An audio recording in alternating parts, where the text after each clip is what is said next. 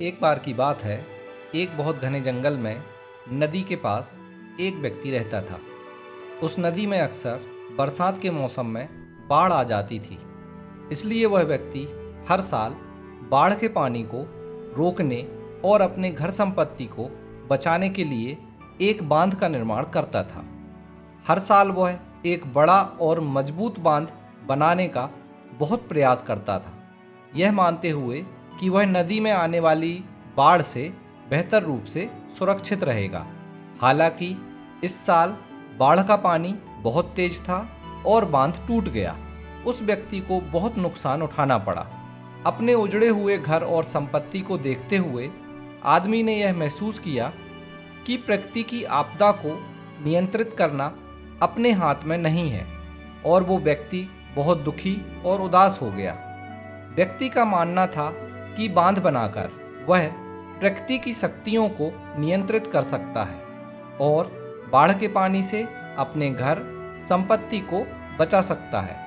हालांकि प्रकृति को नियंत्रित करने के उसके प्रयास ने उस व्यक्ति को और दुखी बना दिया था, क्योंकि वो अपने द्वारा बनाए बांध पर बहुत अधिक निर्भर हो गया था।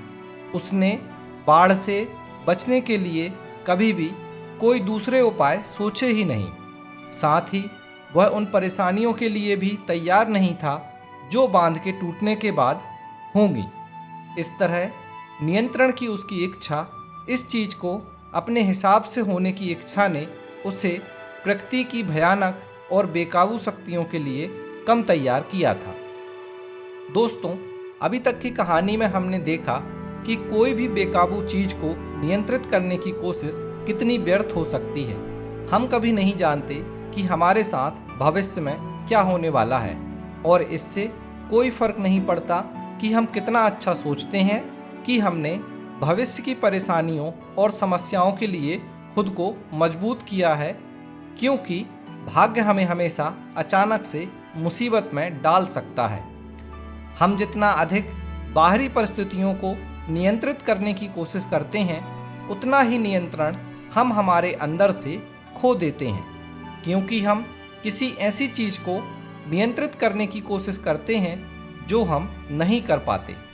जैसे हम सोचते हैं कि हम हमारे शरीर को नियंत्रित कर सकते हैं, लेकिन हमारे जीवन के अनुभव से पता चलता है कि हमारा शरीर बड़ा होता है और हमारे कहे बिना बदलता है।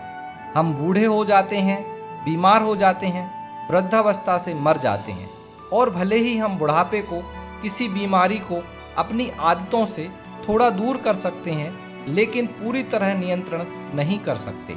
कितनी भी प्लास्टिक सर्जरी, स्वस्थ भोजन या दवा हमारे शरीर को बदलने और बूढ़ा होने से नहीं रोक सकती।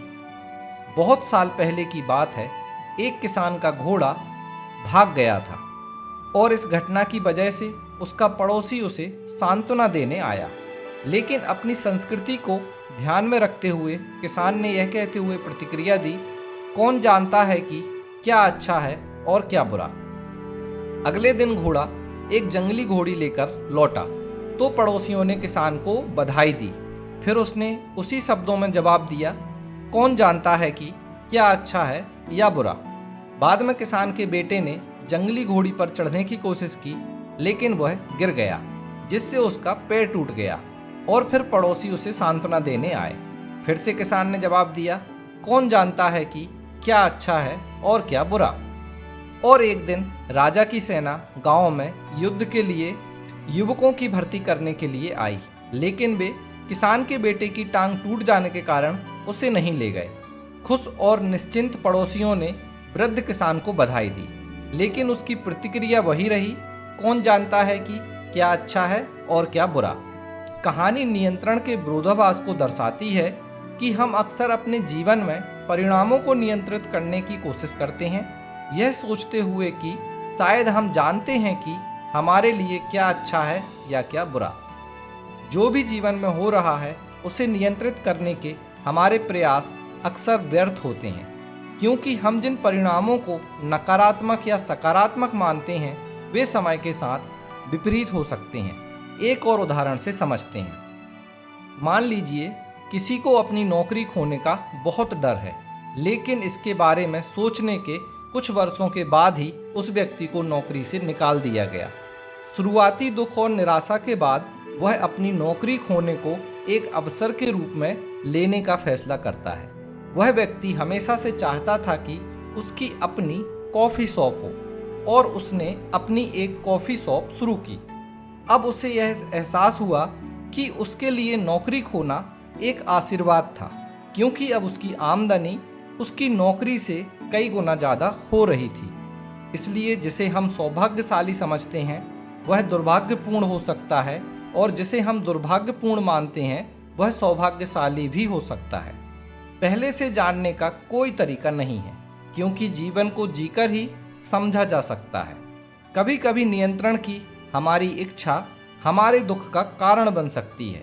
जब हम किसी चीज़ को नियंत्रित करने का प्रयास करते हैं तो हम स्वयं को उससे जोड़ लेते हैं। हम इसे एक निश्चित दिशा में ढकेलना चाहते हैं।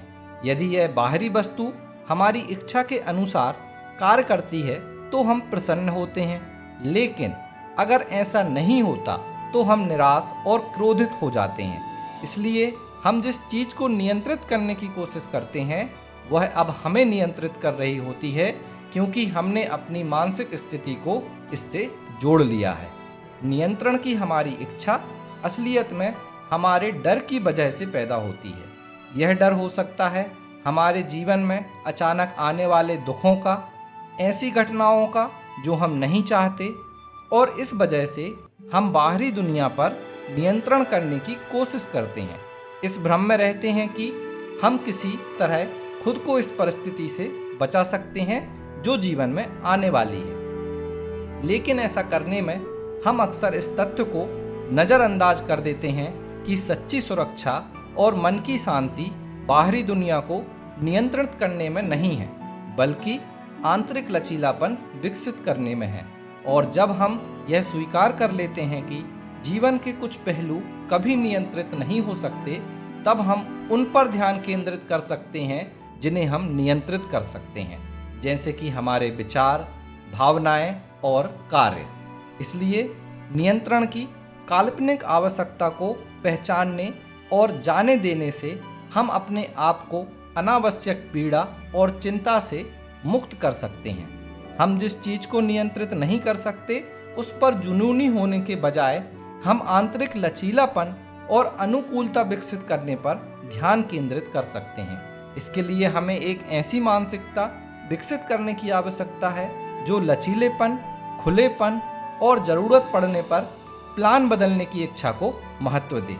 इस वीडियो में बताई गई बातें अगर आपको अच्छी लगी हो तो इस वीडियो को लाइक करें, और इसी तरह के और वीडियो देखने के लिए चैनल को सब्सक्राइब जरूर कर लें।